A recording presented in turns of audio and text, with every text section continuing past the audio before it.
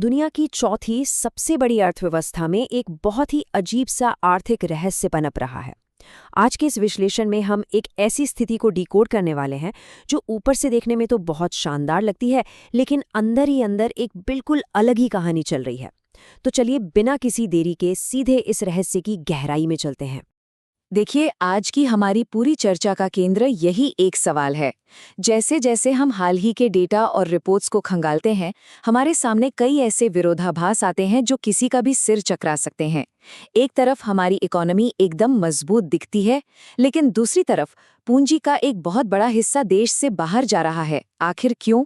जरा इस आंकड़े पर गौर कीजिए।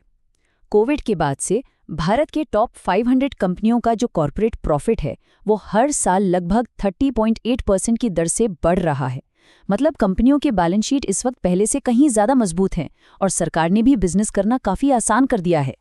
अब अगर हम कंपनियों के इस भारी भरकम मुनाफे को हाल ही में आई 8.2% की शानदार जीडीपी ग्रोथ के साथ जोड़कर देखें तो लॉजिक क्या कहता है? लॉजिक तो यही कहता है कि देश में इन्वेस्टमेंट की बाढ़ आ जानी चाहिए, है ना? सब कुछ एकदम परफेक्ट लग रहा है। लेकिन असलियत कुछ और ही है।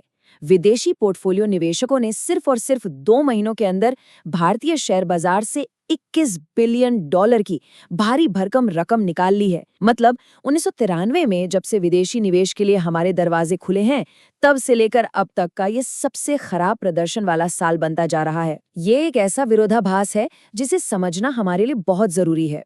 तो अब सबसे बड़ा सवाल ये उठता है कि आखिर भारी मुनाफा कमाने वाली हमारी अपनी घरेलू कंपनियां देश के अंदर पैसा लगाने से क्यों कतरा रही हैं? खुद भारत के मुख्य आर्थिक सलाहकार ने कॉर्पोरेट जगत से ये सवाल पूछा है कि भाई आप नए प्रोजेक्ट्स में निवेश क्यों नहीं कर रहे हैं?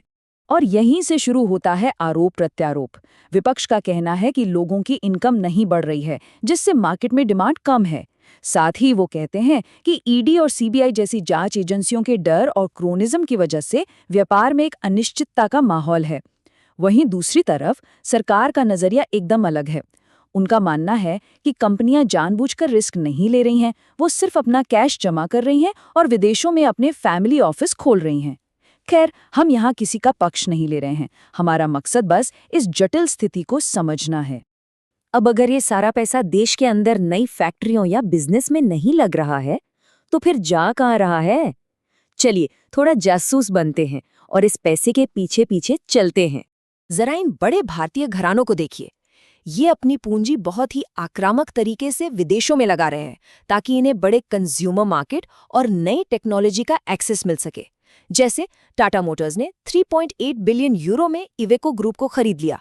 रिलायंस अमेरिका में एक नई रिफाइनरी बना रहा है और अदानी ग्रुप का भी अमेरिका में $10 बिलियन इन्वेस्ट करने का प्लान है। कुल मिलाकर हमारा आउटबाउंड इन्वेस्टमेंट $35.8 बिलियन के एक ऐतिहासिक स्तर पर पहुंच गया है। लेकिन चलिए अब थोड़ा फोकस शिफ्ट करते हैं और ये समझने की कोशिश करते हैं कि विदेशी निवेशक इतनी तेजी से भारत क्यों छोड़ रहे हैं। क्या हमारे यहाँ कोई समस्या है? दरअसल जवाब हमारे स्थानीय चुनौतियों में नहीं, बल्कि दुनिया में चल रही एक बहुत बड़ी टेक क्रांति में छिपा है। ये डेटा सब कुछ साफ कर देता है। विदेशी संस्थागत निवेशक भारत की इकोनॉमी से निराश होकर नहीं जा रहे हैं। वो दरअसल ताइवान और साउथ कोरिया में चल रहे आर्टिफिशियल इंटेलिजेंस यानी एआई के बूम के पीछे भाग रहे हैं।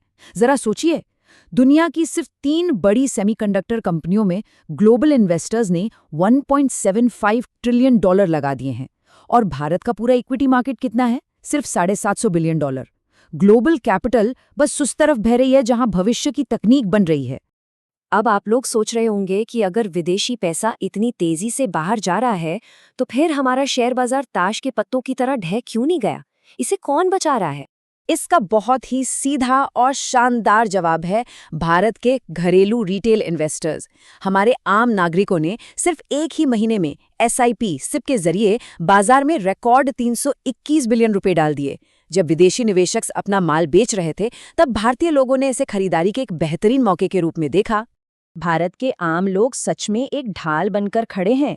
वो हर महीने औसतन $2 बिलियन बाजार में निवेश कर रहे हैं और एक शॉक एब्जॉर्बर की तरह काम कर रहे हैं जो विदेशी फंडों के इस ऐतिहासिक पलायन के झटके को सोख रहा है। ये एक बहुत ही बड़ा और ऐतिहासिक बदलाव है हमारी इकोनॉमी में। लेकिन कहानी सिर्फ शेयर बाजार तक खत्म नहीं होती। हमें थोड़ा जूम आउट करके उन बड़े जियोपॉलिटिकल बदलावों को भी देखना होगा जो पूरी दुनिया की अर्थव्यवस्था का नक्शा बदल रहे हैं और भारत को अपनी नीतियां बदलने पर मजबूर कर रहे हैं। उदाहरण के लिए चीन को ही ले लीजिए। चीन कानूनी रूप से अपनी सप्लाई चेन्स पर ताला लगा रहा है। वहां ऐसे नए नियम आ गए हैं जिनका सीधा सा मतलब ये है कि विदेशी कंपनियां अब अपना प्रोडक्शन आसानी से चीन के बाहर शिफ्ट नहीं कर सकती। अगर वो ऐसा करने की कोशिश भी करती हैं तो उन्हें दंडित किया जाएगा। और ऐसा सिर्फ चीन नहीं कर रहा, अमेरिका भी अपनी टेक्नोलॉजी और इंडस्ट्रीज को बचाने के लिए काफी सख्त हो गया है। वहां CFIUS नाम का एक ऐसा सिस्टम है जो किसी भी ऐसी विदेशी डील को तुरंत रोक सकता है जिससे उन्हें लगता है कि उनकी नेशनल सिक्योरिटी को खतरा है। कुल मिलाकर बात यह है कि दुनिया अब पहले जैसी खुली नहीं रही। तो इस बदलती हुई दुनिया में भारत क्या करे? भारत के मुख्य आर्थिक सलाहकार का साफ कहना है कि हमें भी कुछ ठोस कदम उठाने होंगे।